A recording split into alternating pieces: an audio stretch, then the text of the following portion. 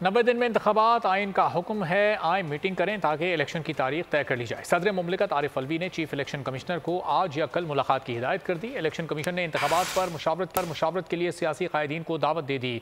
Chairman PTI Shahbaz शरीफ, आसिफ जरदारी और मौलाना फजलुर रहमान को मुशावरत के लिए बुला लिया गया।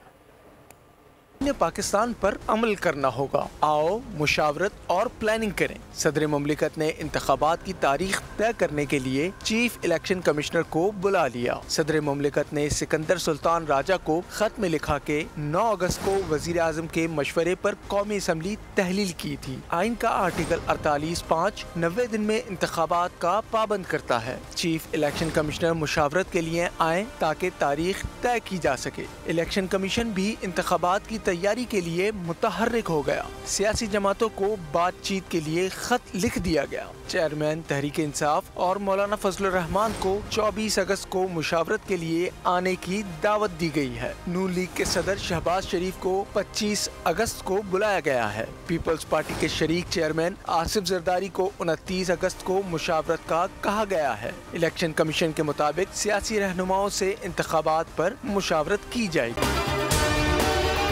अगर आपको ये वीडियो पसंद आई है तो हमारे चैनल को सब्सक्राइब करें और बेल आइकॉन पर क्लिक करें। आप लोग इस मुल्क पाकिस्तान में आजाद हैं। सहाफती उसूलों पर कारबंद। बोल न्यूज ने रखी रिवायत बरकरार। बोल न्यूज की जानिब से देखने वालों को यौम आजादी की बेहद मुबारकबाद। मुल्क भर से जश्न आजादी की तकरीबात बोल ने दिखाई अपनी स्क्रीन पर। पाकिस्तान के 76वें यौम आजादी का जश्न बोल ने सुनाई पाकिस्तान जिंदाबाद के नारों की गूंज।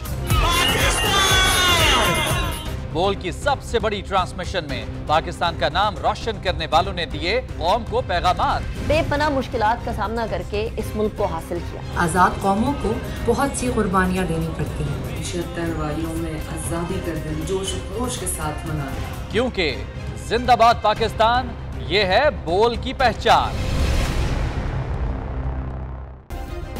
सब्सक्राइब करें और बेल दबाएं ताकि कोई खबर रह न जाए।